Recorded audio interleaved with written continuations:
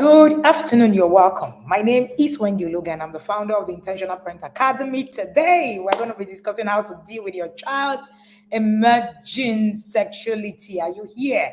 Yeah, did you miss me today? Let me see your comments in the comment section. All right, so share with your family, your friends, and let them know that we are live here today, dealing with your child's emerging sexuality. I'm going to start this conversation with a story, something that happened to me just a few days ago, all right, with a friend. Sorry, give me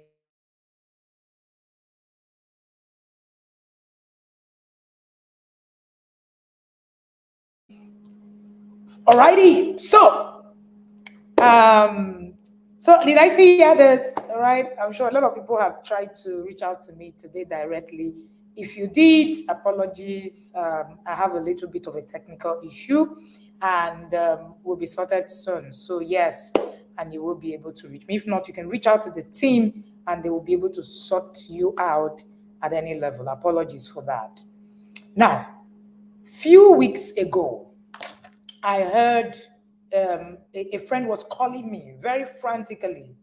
And, while she made calls, called, I didn't know why she was calling. My phone was actually not in a mood where you can get me. Man, I decided, okay, let me see why. It was very early in the morning. Let me see why she was calling me, and it wasn't really a very usual, a very usual way of reaching out to me. And then I called her back, and she said to me, "Thank God, thank God you picked this call. If not, I was going to kill somebody." And I said, "What happened?" Only for us to realize that she started to tell the story. Her 10-year-old had been watching porn. It happened 2 years ago. She beat the 10-year-old, and then she finished beating her, warned her, told her never ever to do it again, blah, blah, blah, blah, blah. 2 years later, she finds out. This was when she was 8. 2 years later, she finds out when she's 10 that she's been doing porn still. She just found out on her birthday morning. All right. She was lying down on the bed with pornography playing on the system, and she was going to kill somebody. Now, as your children grow, their sexuality will emerge, their curiosity will emerge. They are going to be in that place where they are going to begin to, question what is happening to their body, where they are going to begin to ask questions. Sometimes they are too afraid to even begin to ask us this question. Now, the most common reaction to finding a child engaging in any sexual behavior is panic and anger. But our responses as adults usually comes from our discomfort with the idea that to think that a child is engaging in any sexual behavior at all. So it's discomforting. So one of the first things that you do is that you react. You actually go crazy on the child. This is very, very interesting. And I have come to realize that quite a number of children get confused in those times. Parents also get confused as well, because at those times they are thinking, where have I gone wrong? Where have I? In fact, that's the time you start saying, I have done everything. Where have I gone wrong? I have done everything. I've paid for these children. I've paid for classes. You now remember that you paid for one Coach Wendy's class one time. And then they taught you after everything I've done. But what we fail to understand is that curiosity, when it comes to sexuality, is a thing. Your children are going to get curious to try a lot of things. Now, story number 2. And they're going to get more curious the more you're not teaching them what to do. Let's go there. Story number 2. Story number 2. Another thing that I found out was that when children begin to experiment, we go haywire, we miss out on the things that we're supposed to do, and boom, we begin to actually have issues. All right? Sorry, give me a minute.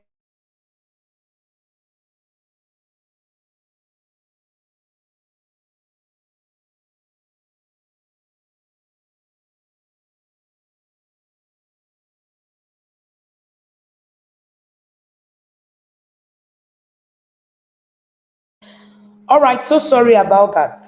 Okay, so the second story is a story of a particular client of mine. By the way, I was given authority to use these stories. Okay, so yes, we do not share your story if you don't want it to be out there.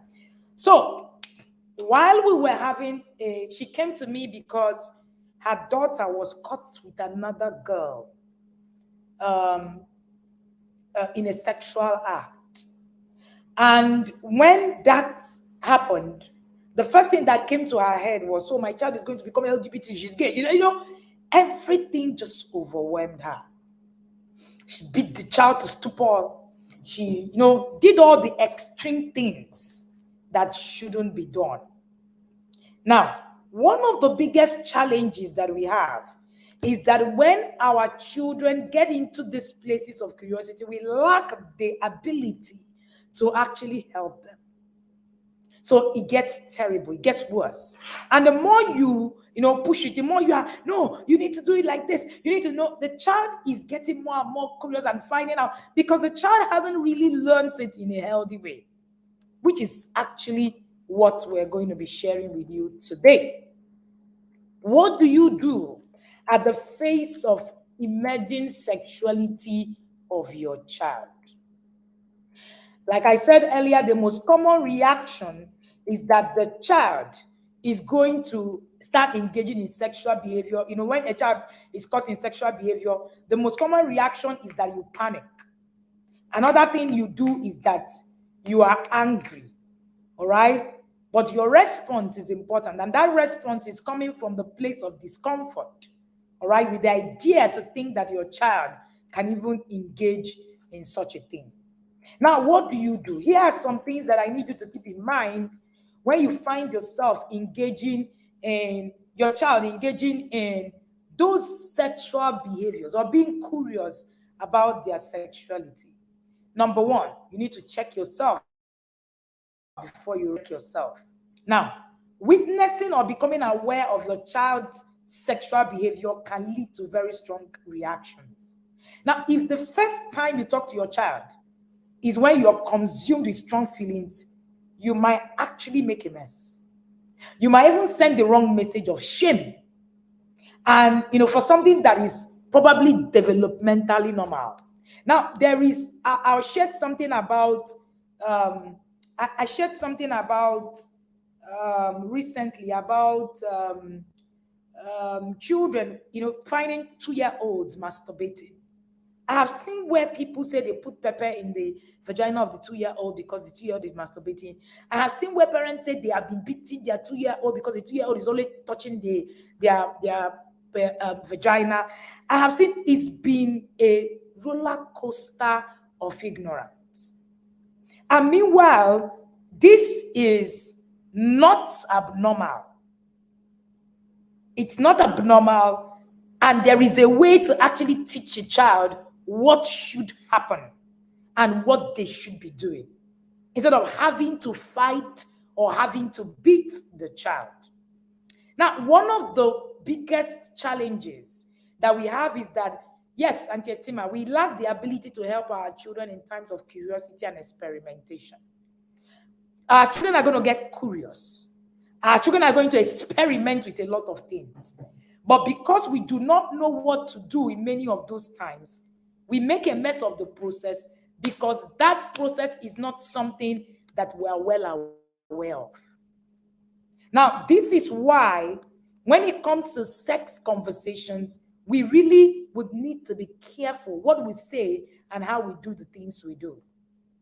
Now, one of the things you want to do is to check yourself. That's why in the academy, in the inner circle, I teach parents about emotions management before we talk about sex conversation. Because I tell you for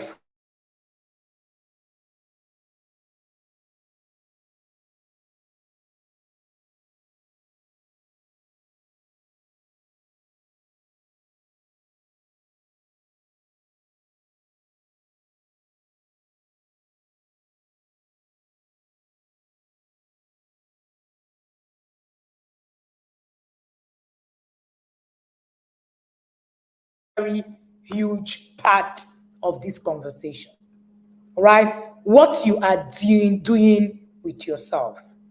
So you need to check yourself. You need to realize what exactly is it that I'm doing with the things that is happening. Now, the shocker, some of the shockers you're going to get when you start these conversations, you're going to hear things like, that's how one uncle touched me one time, that's how one cousin, you're going to go crazy. So if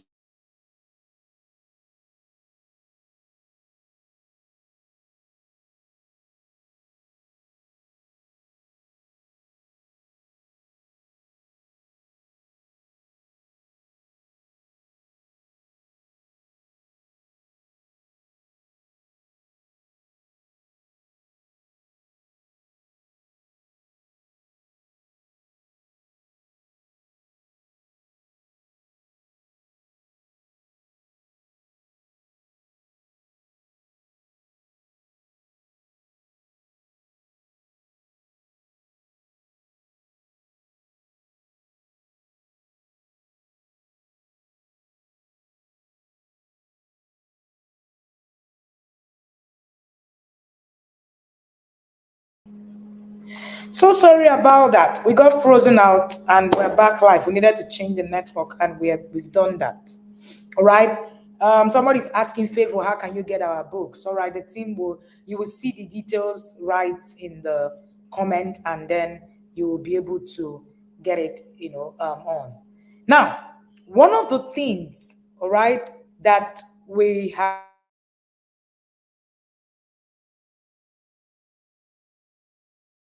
Right. So one of the things that you must bear in mind when it comes to, can you hear me now? Please confirm that you can hear me.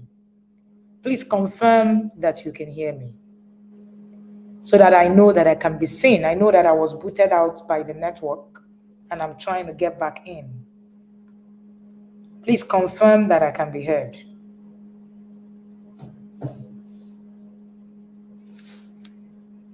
Yes, loud and clear. Okay, thank you so much. All right, thank you. So let's continue. So number two thing you want to consider is you need to consider the curiosity nature of your child's sexual behavior. Now, whether your child is 2 or they are 12, your child is going to find themselves at different stages of their sexuality development. It is important to know that children experience healthy sexual development. All right. So it is very key. It's not, they don't engage in sexual behavior the same way that adults do. Now, children are sometimes at a stage of discovery and exploration. For example, a 3-year-old girl who have just discovered her vagina may begin to ask questions about the function, the appearance, and even wonder if everyone has it. So, mommy, what is this? Does my brother have it? It is not, they are not asking it because, something has happened. This child is now sexualized and all of that. That is not why that child is asking the question. This is very important to know because I've seen a lot of people, a lot of parents get into panic stage because you just find out that, your child is curious about something and you're panicking about it. Very, very important. So this is key to note.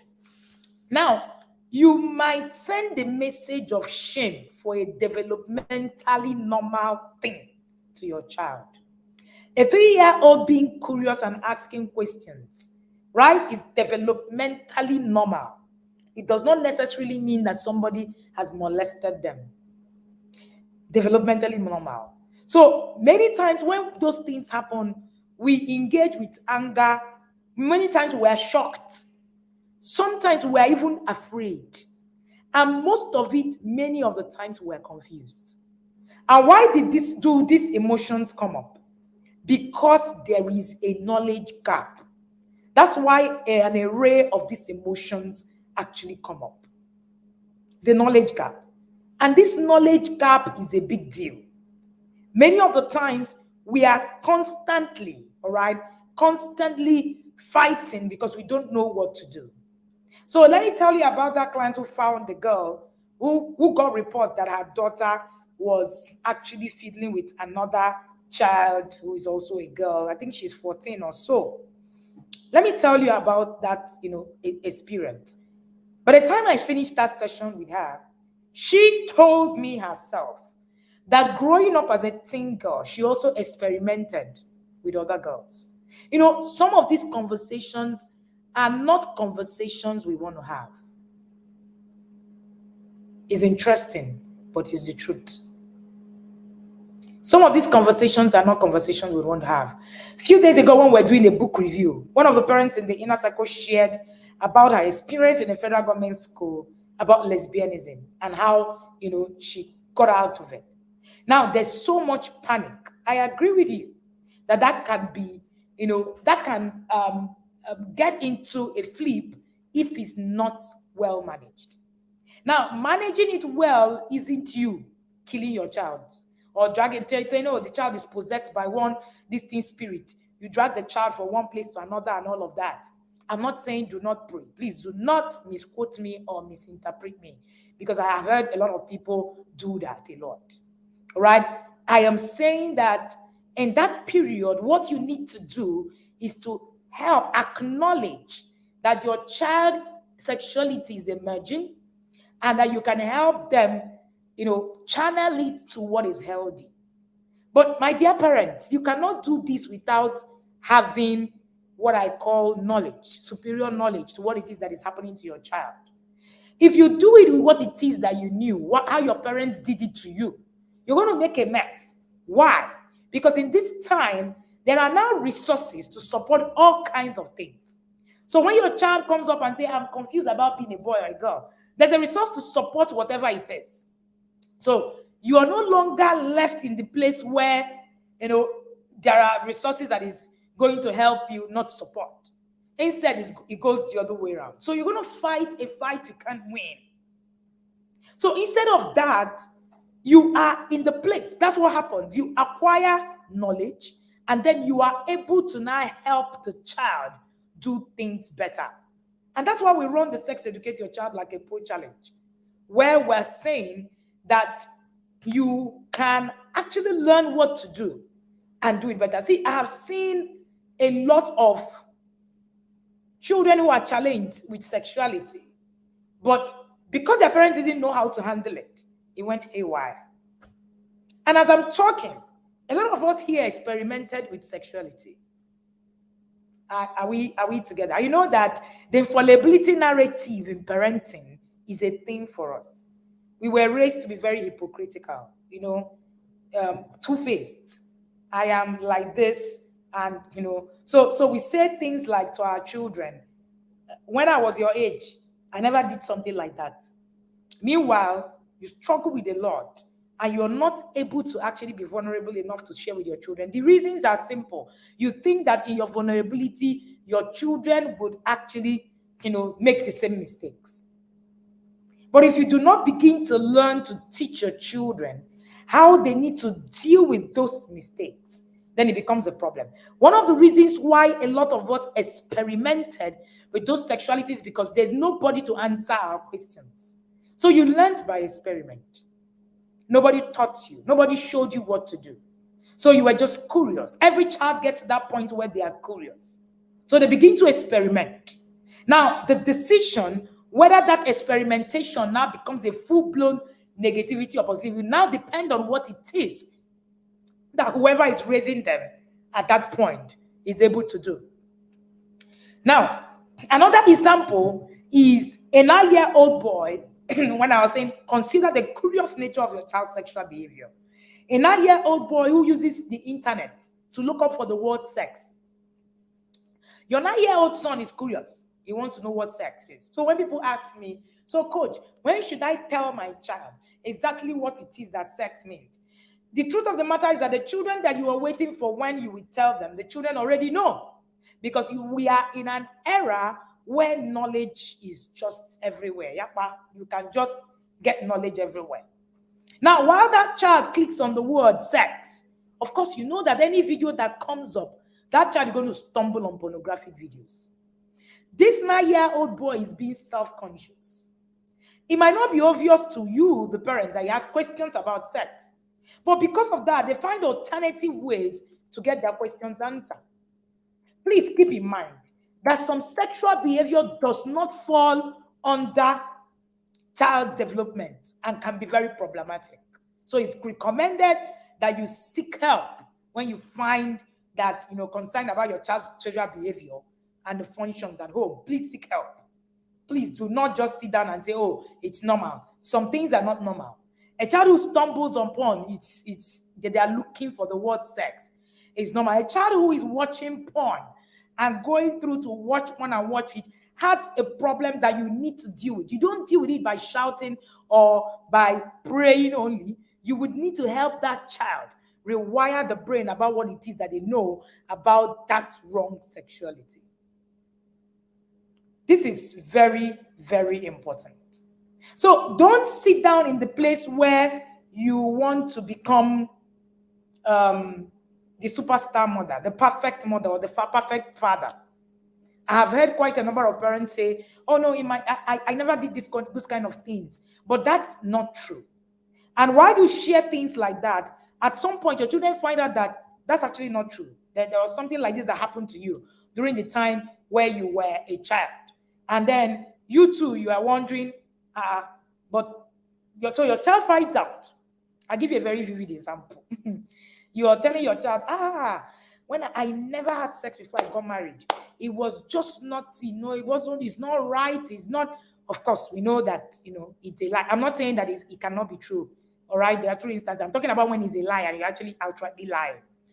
And, you keep telling it to your child. And then one of those days, one of your friends, back then in school, comes to your house and is gisting with you. And she says, do you remember that first time that you now went out with that guy and you told me that you had sex with that guy? Maybe your child is listening in and then your child hears. What you have done is that you have actually lost trust on that process. I'm just saying that when you are doing this, you need to learn not to be two-faced. You need to learn to actually share truthfully, honestly about your process. If you have made mistakes, one of the things I advise parents to do is share your mistakes with your children. Let them not find out about your sins outside. I told the parents in the inner circle last week. One of the worst things that can happen to you is let your child find about your sin outside of you. And that's why, the infallibility narrative, that's why our parents said everybody came first. Yes, in our parents' time, everybody was first. Only a few parents admitted that they were last in class. So sometimes I ask, who were the ones that came last in class amongst our parents? Because all the stories were the same. The story of perfection. The story of everything I did was just, perfect. Why must you not be perfect? This is actually very, very key for us to take note of. All right? So, you celebrate a wedding anniversary and your child realizes you are pregnant when you're married. Thank you, Dr. Happiness. So, your marriage is 10 years old. Your child is 11. And then you're like, 11 years in marriage. And you have already told your child that you did not have sex ever. The first time you ever had sex was on your wedding night. And the child is calculating. The child is already confused. And the child is wondering, this woman is lying to me. So how did I come before your marriage? Or you tell your child, your Santa Maria kind of thing. And then someone comes and says, remember when you were throwing up on your wedding day? That pregnancy showed you shaggy. That means you were pregnant on your wedding day. How come? Or your child sees a picture of your wedding night, of your wedding, and sees that you were actually pregnant in the pictures. So the point is, we need to take away this perfectionism. And parent, if you really want your children to make the right decisions, I know that you say all of those things so that your children don't make the mistakes that you make. But the truth of the matter is that when you do those things, it doesn't make it right. All right? It doesn't make it right. Dr. Happiness Akuku removed the legs of that table. It's a very common, fate. So don't play the hypocritical part. All right? Don't be in that place where you are parenting and you are neither here nor there. There are a lot of instances. I've seen a lot of it. Somebody I know told the children that marriage is the only contest. Church marriage is the contest where sex must happen after church marriage. And at her traditional white marriage, she was pregnant. The day the children saw the picture and was asking her, she didn't know what to answer.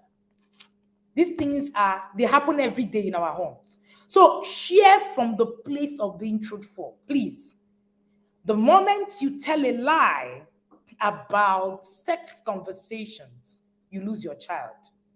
Few days ago, all right, few days ago, I had Becky. This is part of what you're going to be learning as Sex Educate Your Child Like a Pro.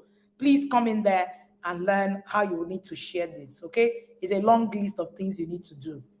All right, so you need to be in the place where you're sharing honestly, where you're sharing with your children.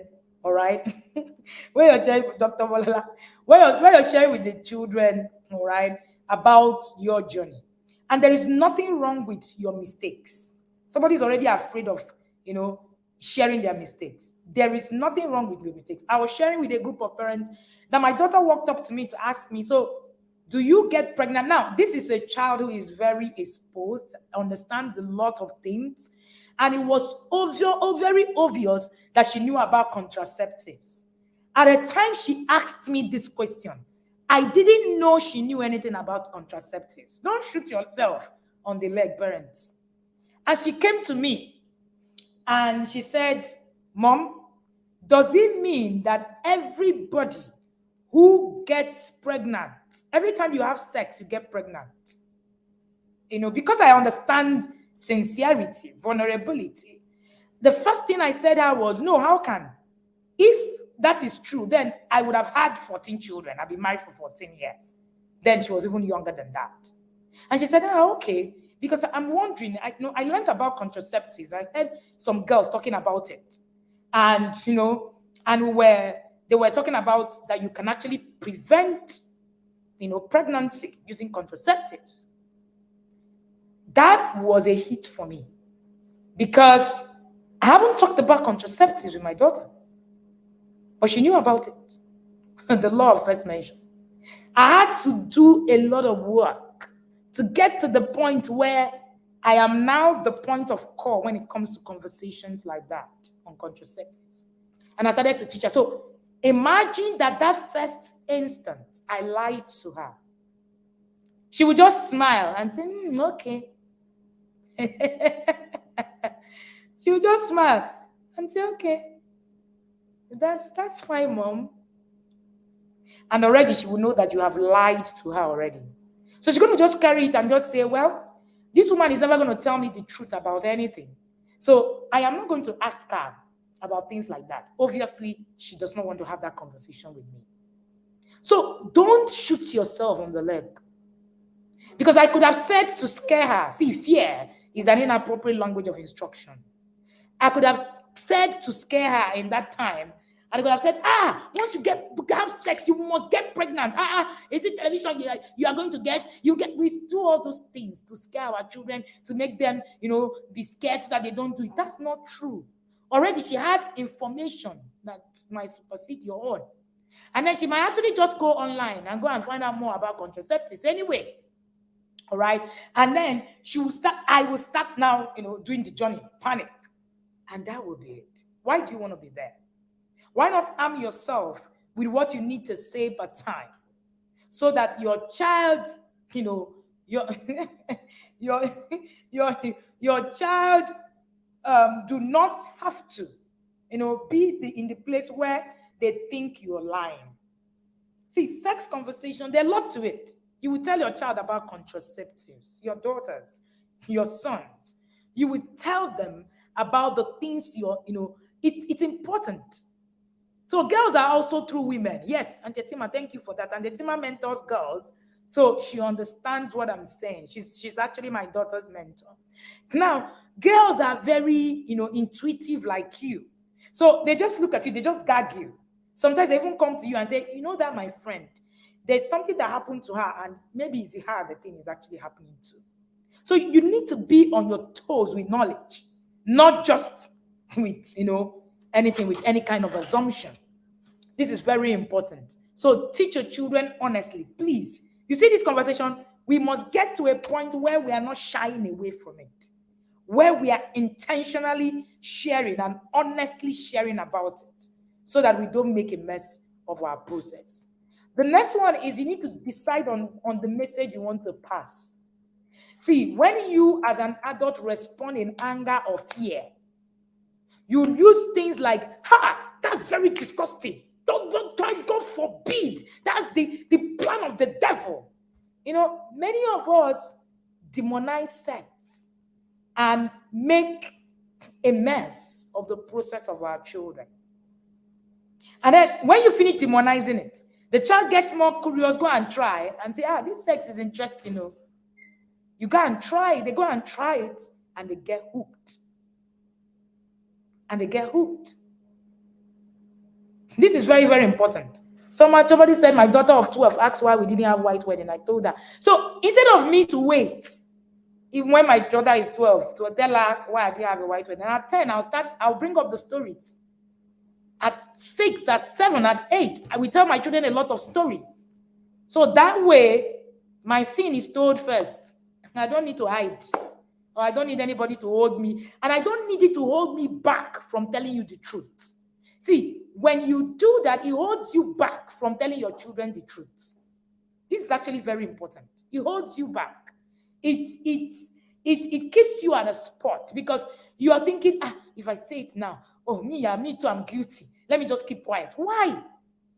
You're guilty. You made a mistake. Doesn't mean that you're guilty, and doesn't mean that you have not been given a mantle to be able to correct abnormalities in your child. You must understand that. So you share, and that will be it. So you must understand that it is the law of first mention. I shared about the law of first mention in Sex Educate Your Child Like a Pro Volume 2. All right? This is very important. Decide on the message. Don't pass a message of fear.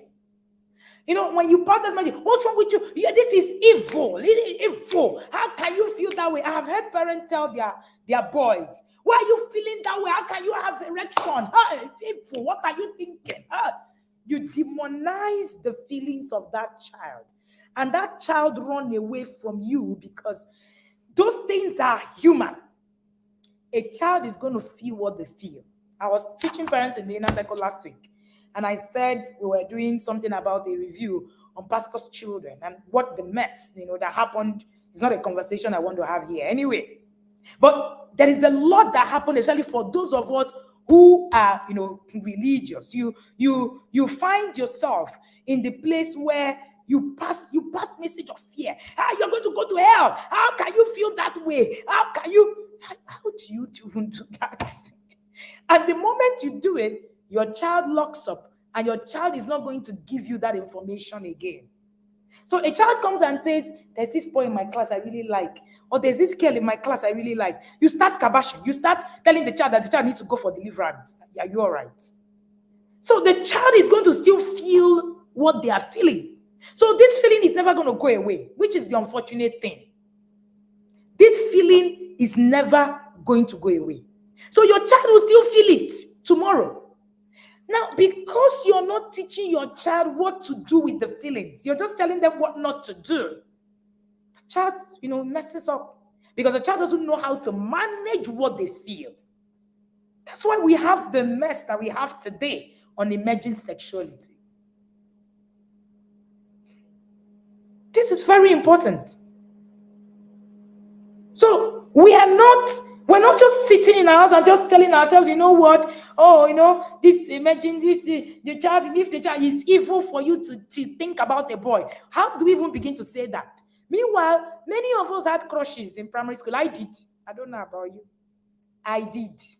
I had a crush. I even still remember the guy's name. Chijoko Konkwo. My mother is watching me. I was, 5, 6? I'm very attracted to smart men. If you are smart, I can be following you everywhere. And the guy was very smart. He will come first, I'll come second. Was very smart. I just like him. And one of those days when we now went to secondary school, a neighbor now said, "Oh, this guy, and all of that." And I talked about him. I was like, I know him now. He says, "My friend is coming to my house." We arranged how I was going to go and see the crush of my life. I was in SS1, he was in SS3 because I had left primary school from 5. He did 6. And when I saw him, I asked myself, is this the person? Who is this one? Come on. The first time my daughter told me about the crush, I laughed. She said, "Why am I laughing?" I said, "Because the same thing happened to me in secondary school." And I told my daughter the story. And that stuck in her head. 2 months later, she came back. She said, "Mommy, I saw that boy eating food. Eating in a disgusting way. My goodness."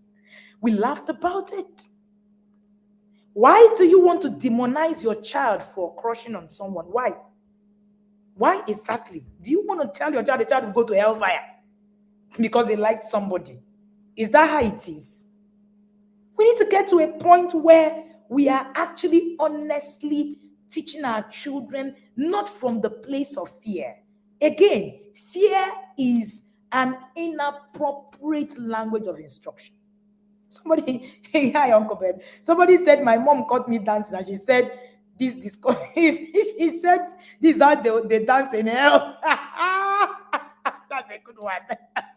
I can't even laugh. Oh my! Has she been to hell before herself? Oh my goodness! The kind of things that we say to these children. And you just find out that it's from the place of lack of knowledge. That's why when people tell me, "I will do it the way my parents did it," your parents didn't know any better. So when you see, the essence of being a parent is to become, something more from the next generation. If you become the kind of parents your parents were, they have failed. If I become the kind of parents my parents were, they failed. Because every new generation is an improvement of the previous generation. So why do you want to be just like your parents? See, it doesn't even matter how your parents are perfect or how they did what is right. So when people say, "I will just do the same thing that my parents," that's foolishness. It's foolishness for you to think that you would not grow from what it is that you have seen. Even your parents will be proud of you, that you have done something more than what it is that they have done. Think about it in that manner. Think about it in that way. Just begin to look at how that, is. So don't be stuck in this. That's how my parents do it. All right? That's how my parents do it. That's how my parents, did it. That's how my parents. If you're not improving on what they have done, there are so many things my own father did. I think he did really well. But you know what? I have changed it to doing it better. And I want my children to also do it better than I did it. Despite being a parent coach, do you think I would not want my children to improve and question the things I have done today? I want them to do that. Because that's the only way the new generation can actually improve from the old. So don't be stuck in this. My parents were perfect. We turned out okay. So therefore, everything is just perfect. If you have not gotten to a place where you need to sit down and look at the, errors of your parents and use what is positive to prove on that, then that means the previous generation failed. That means the previous generations failed. Please, please, please, let us pay attention, learn what we need to learn, and help our children through their journey. So do not use fear. Even if you see your daughter with another, engaging with another girl, or you see your son engaging with another, boy, and all of that. LGBT, you scream. It's not going to change anything if you do not know what to do and how to help them, and vice versa. So what to do is very important. All right. So don't do this type of what's it called? This type of responses. You can actually get to understand that they are exploring, they are being curious, or that the behavior is normal, but you can help them learn how to deal with it in a safe way. When you finish telling your child it's the devil that made you to die, you're dancing to hell. That's how people in hell dance. And when you finish all of that, do you tell your child how to deal with that emotion that they have, that feeling? Do you tell them how they need to deal with it? This is very important. So tell your children what to do, not just what not to do. Very key. Number 4, you need to decide a course of action. See, anytime you're having a conversation, you need a plan. You find a child and it's an emerging sexuality kind of situation. You need to educate your child on puberty, on sex, on limits, on porn. The course of action must be clear and should be known to you and your child. So you can start with, I know you're being curious about your body. For your 3-year-old, I remember telling my 3-year-old, I know you're being curious about your body. This is called the vagina, and every girl have it. So it's okay to be curious about your vagina and, and all of that. Anytime I can teach you what, these parts are and all of that. It's not safe for you to point at it in school or point at it at people, because many children are curious about their sexual body part. You teach the child. Watching other people, a child who has gotten into pornography, a child is checking for sex and sees porn online. You get the child to understand. I say you're being curious about sex, but that's not the way to go about it. I'm going to show you this, and you create a plan. Sex education must be shared honestly, knowledgeably, and structurally. Sex education must be had honestly, knowledgeably, and structurally. A clear action. Honestly, knowledgeably, and structurally. So in that structure, you need to know what you're saying. See, newsflash. If you do not know what you're saying, your children will know that you don't know. They call parents born before technology. You say something, they'll be like, that's in your time. I was having a conversation with a younger fellow, all right? And she said to me, in your time, sex is not really a thing. But now everybody just, everybody have sex. Sex is just a normal thing, it's not. So I said to her, but that's not true actually. Even in my time, people also had sex randomly. I'm not going to pretend to you. I said, look at what happened here. She was like, really? I said, so it's not about, in your time and in my time. It's about what it is that should be done healthily with your sex feelings, your feelings and everything. So you must have it honestly, you must have it knowledgeably, and you must have it structurally. Please create a plan, create a structure. Last week, I taught the parents in the academy how to have a sex conversation plan. We're also going to teach that at Sex Educate Your Child Like a Pro. You'll be able to carve what it is you need to do. Plan day by day.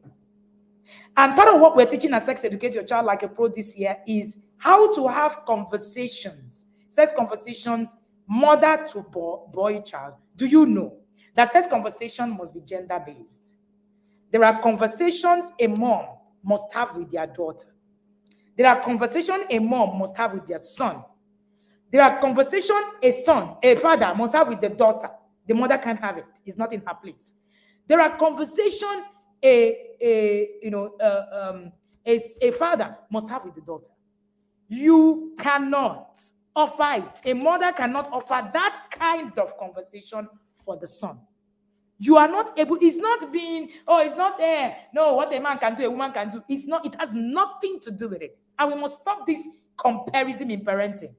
I shared something about the Fathers Conference. By the way, if your father listening to me, the Fathers Conference is coming up on Friday, Saturday, and Sunday, where we're going to be having fathers share on fatherhood. Because one of the biggest problems I have realized in our times is that many fathers were not fathered.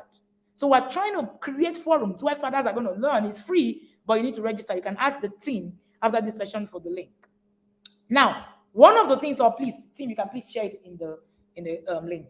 One of the things I have found is fathers struggling, to do all of it. I shared a post about it, and somebody said, do you mean that mothers cannot offer this same thing? Why will you say a man must be the one to raise a man? What is that? Are there no women who are actually are you guys comparing? What is this comparison about motherhood and fatherhood? Please, can we snap out of it? There is no place. It has no place.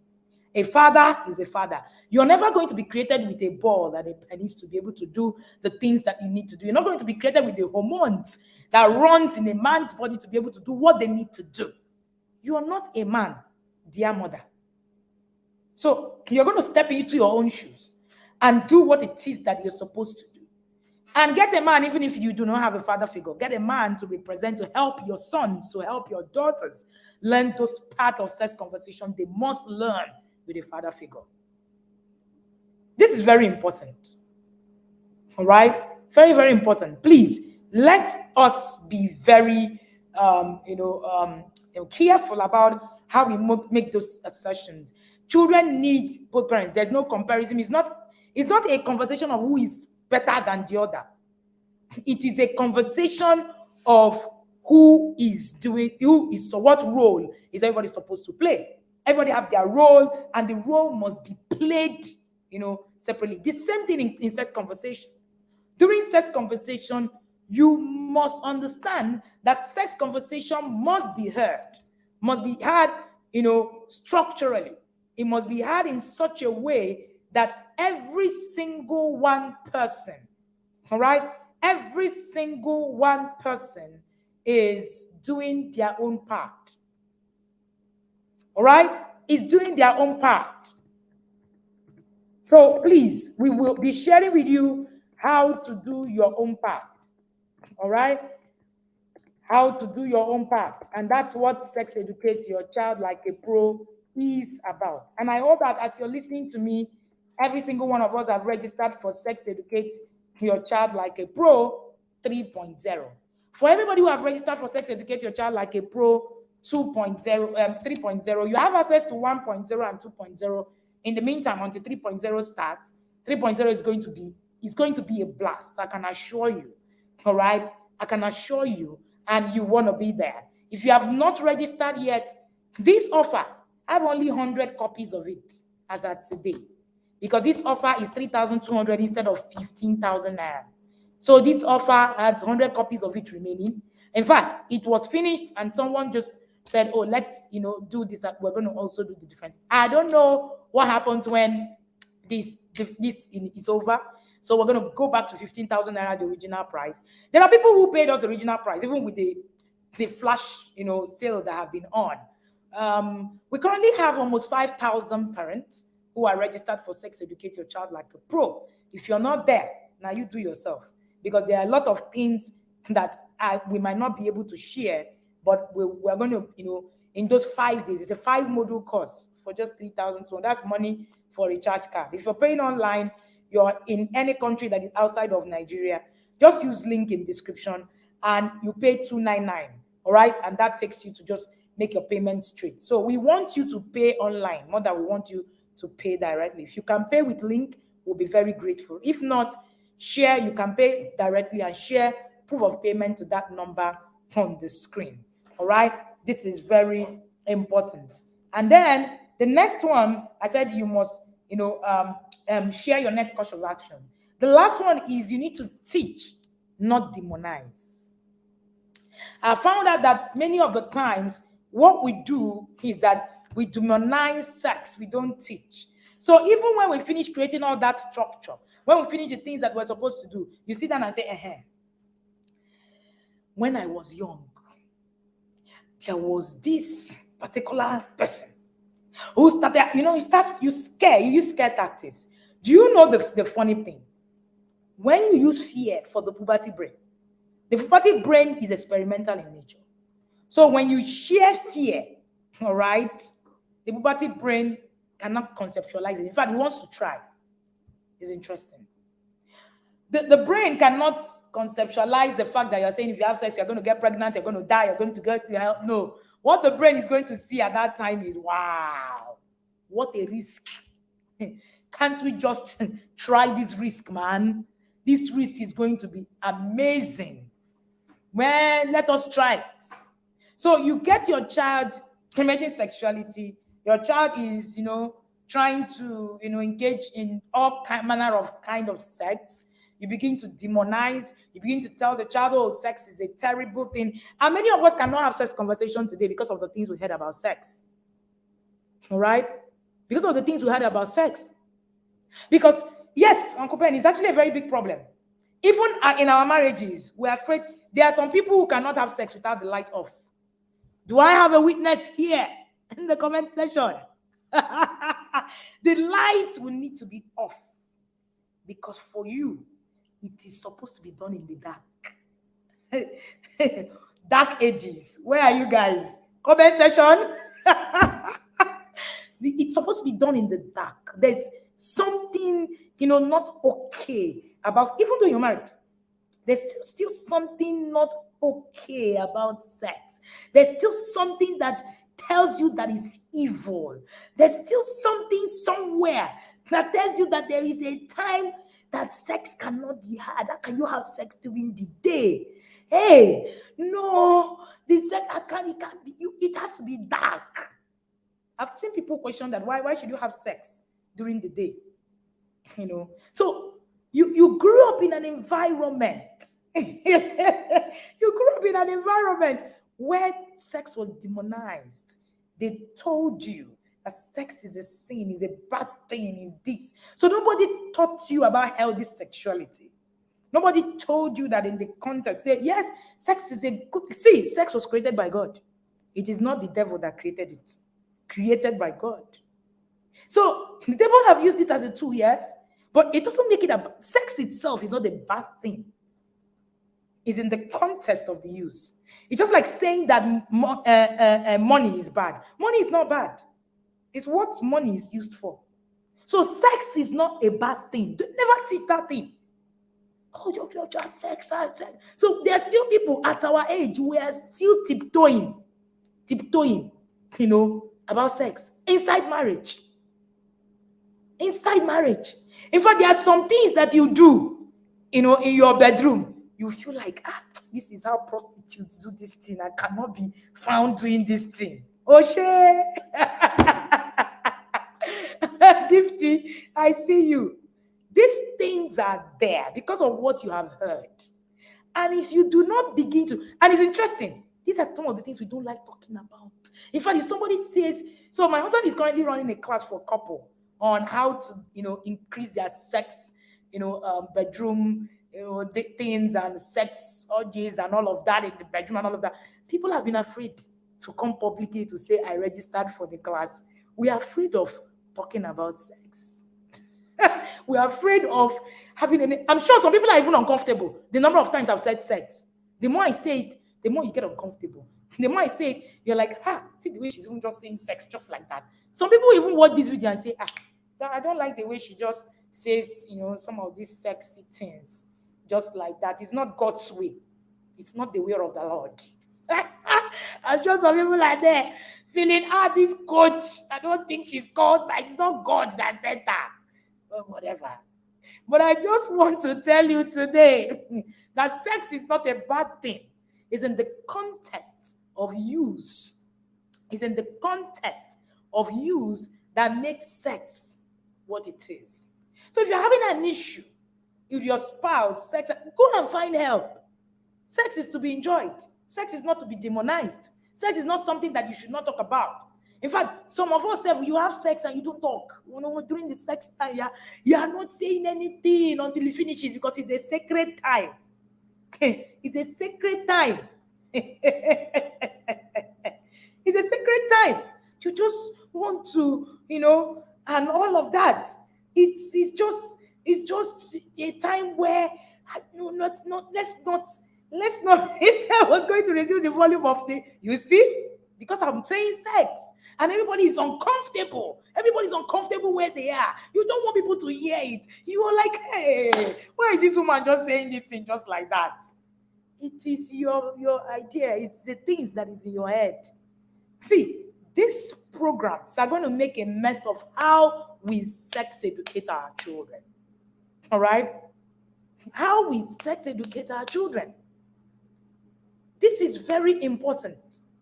Because you are going to hide in all of these things, all of these misconceptions. Sex is bad. Sex is not something we should have. In fact, if I have a problem, a lot of people, couple have problem with their sexual life. It's been said that sex is one of the biggest problems of marriages breaking down. But yet, I don't see very frequent places people talking about sex as problem in marriage. We are so afraid. Where, in fact, you can't even talk to your spouse that this sex thing, I don't even understand what's happening. I'm not enjoying it. You hide because if you do, you think you are in a wayward. Is a is a terrible is a terrible place. Ben, Uncle Ben, I know, right? So please, and a lot of this come from the place, is it that some of us have been abused sexually, some of us were told that sex is bad, some of us were, there are a lot of mess. So you look at sex from that. Meanwhile, sex is a good thing created by God, and God wants us to actually use it usefully. Now, what if you don't see sex from that angle? You can never teach healthy sexuality. You cannot. You just cannot.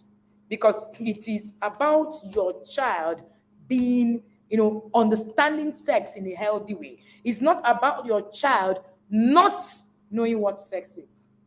And some of us even want to, shelter, not talk about it at all because you're a Christian. I've seen Christian families that tell me, oh, we don't talk anything about sex. No, it's a bad thing. All right? It's a bad thing.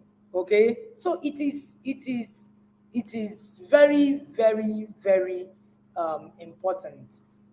So it's important that we begin to look at these things, and also begin to and also begin to work on it. If you're a couple, you have a marriage, you're having issues with your sexual life, deal with it.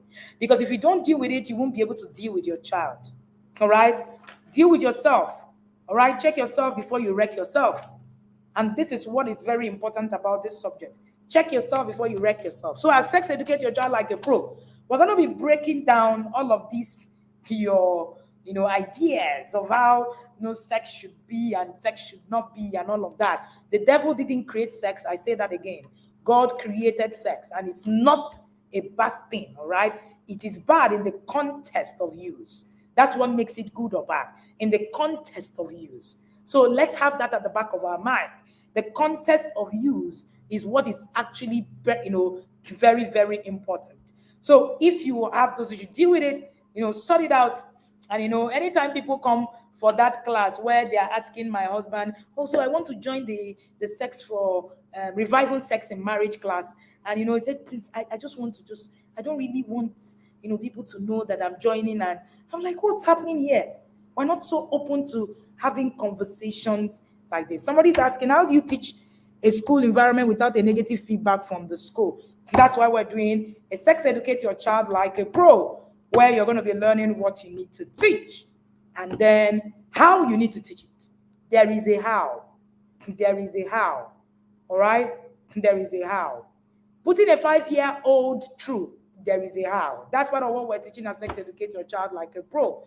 The age is what you need to teach what. So, of course, there are things you need to teach a 5-year-old, all right? And the things that you need to teach, a 10-year-old in the context per time, which is why joining the sex educate your child like a pro is compulsory, right?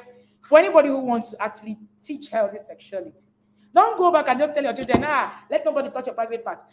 If you do that, you make a mess of your child. That's the truth. There is what to say, what to learn per time. Please, how do I join? Look at the screen. All right, look at the screen on my video. You will see the details of how you can join Sex Educate Your Child Like a Pro. Take a screenshot of my beautiful face, yeah, with the details. And you will be able to make payment and then send it to the team. Or you can use the link in the description to follow and join these almost 5,000 parents who are having, a ball. All right? They're going to learn things. We're so prepared. We have 4 facilitators. And Tietima is here. Coach Ebuka, Coach David Folarami, who's going to be teaching about drugs. Ebuka is going to be talking about sex conversation with boys and all of that. And then also bringing in betting, Yahoo. There are a lot of conversations around, boys, and we are also going to be talking about girls. And then we are also going to be talking about the environment as a determining factor for your sex conversation. And this is why we are, talking about sex educate your child like a pro is a movement. Sex educate your child like a pro is a movement. It's not just a course. When you have 5,000 people in a place trying to learn a thing, that's a movement. That's not a course. Of course, that's not. It's no longer, oh, we're just teaching. No, we have created an agenda. So sex educate your child like a pro is a counter agenda to what it is that is happening in the world, because we want, all right, to teach people what is right. We don't want to play by the game of the devil, demonizing this thing. Okay, this is very, very key.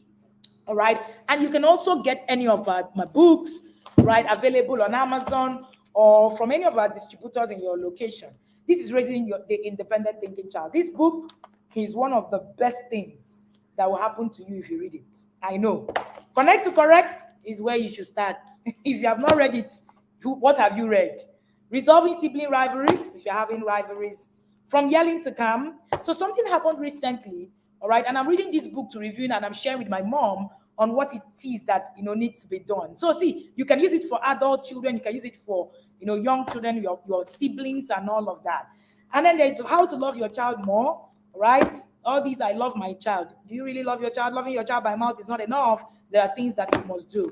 Then I have the discipline that works, and I have the parenting launch plan. If you have questions, put it in the comment section. And then there's Sex Educate Your Child Like a Pro, volume 1 and 2. And we're going to have volume 3 this year as well. So you want to be part of Sex Educate Your Child Like a Pro 3.0. All you need to do is to take these details on my screen. Sex Educate Your Child Like a Pro 3.0 starts on the 26th of June. But the good thing is, as soon as you drop into the group, you make payment, drop into the group, you have access to Sex Educate Your Child Like a Pro 1.0 and 2.0. See, if you attended 1.0 and 2.0, some people have attended 1.0 and 2.0, you can't recover. You don't recover from Sex Educate Your Child Like a Pro. How do you want to recover? How? You can't recover. And when you get into Sex Educate Your Child Like a Pro, some people have already listened to 1 and 2, and they are waiting for the blast of a 3. See, the intentional parent is the expectation. We know. And for those of you already in Sex Educate Your Child Like a Pro asking questions, a lot of people are asking, how do I register for the academy for the upcoming year, which starts on the 1st of December, 2023. All right, there is a scroller under the sticker rolling down the video. You will get all of the details.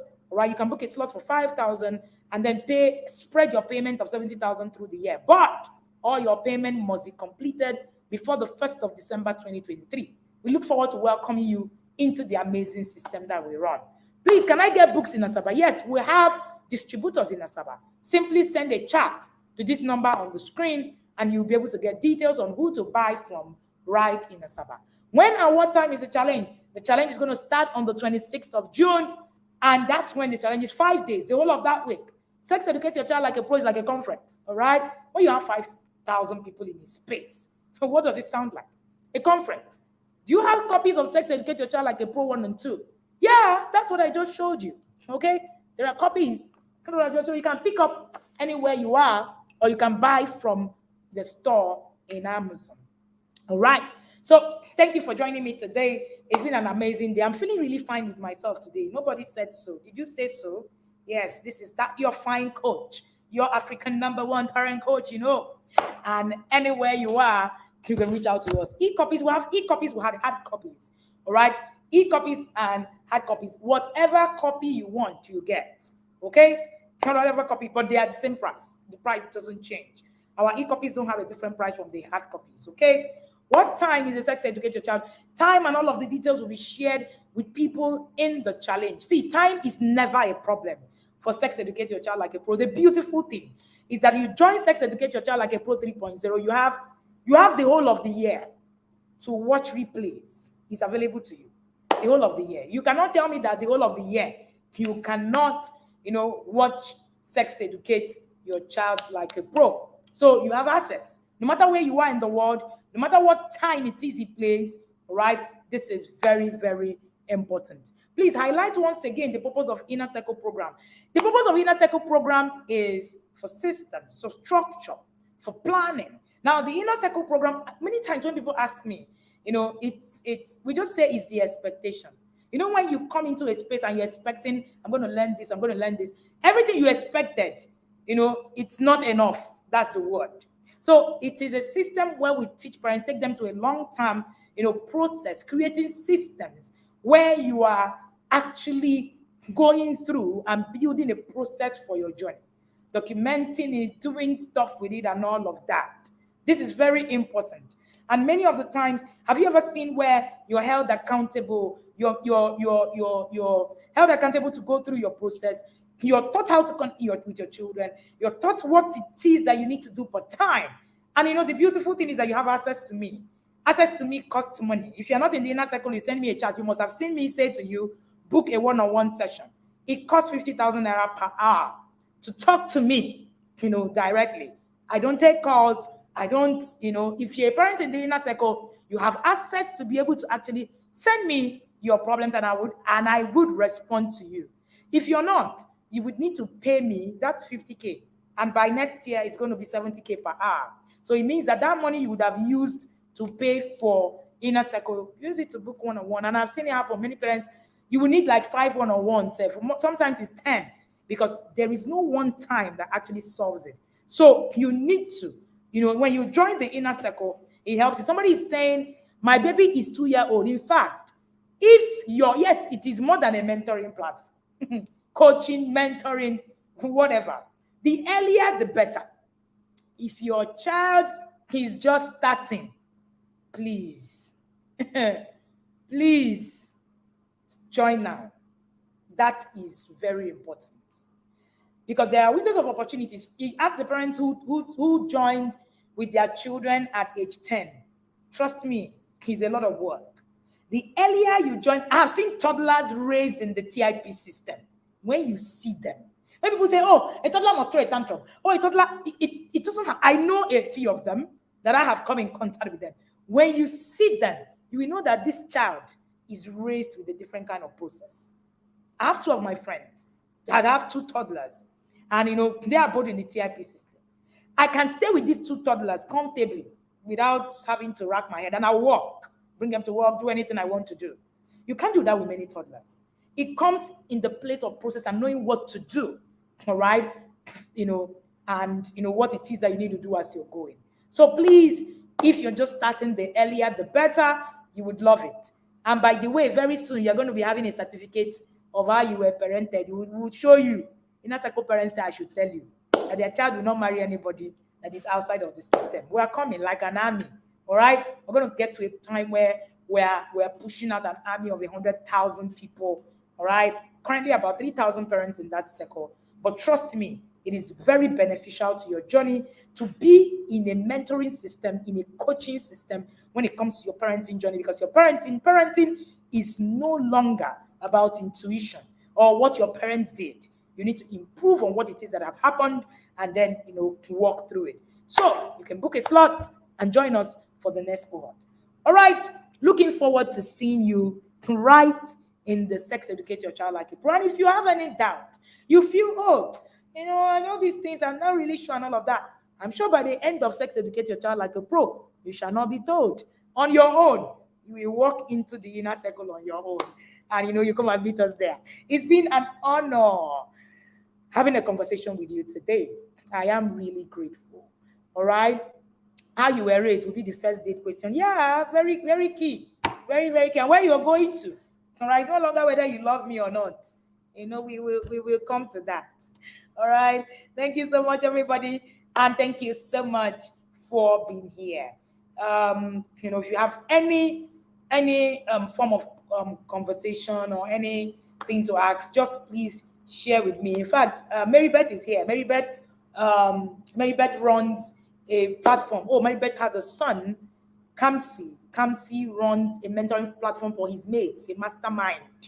The things that children in the inner circle do is unprecedented. Kamsi runs a mastermind, a paid mastermind system for that matter.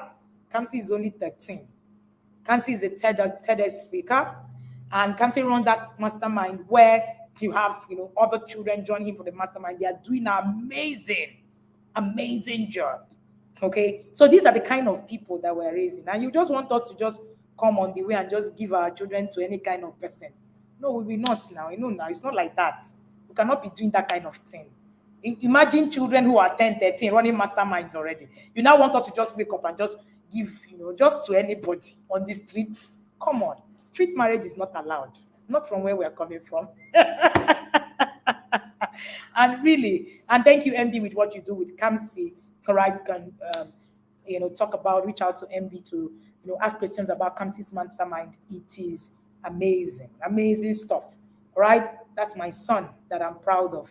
Thank you so much. And Marybeth is the mentor mom, mentoring her son like a boss. Thank you, everybody, for being here.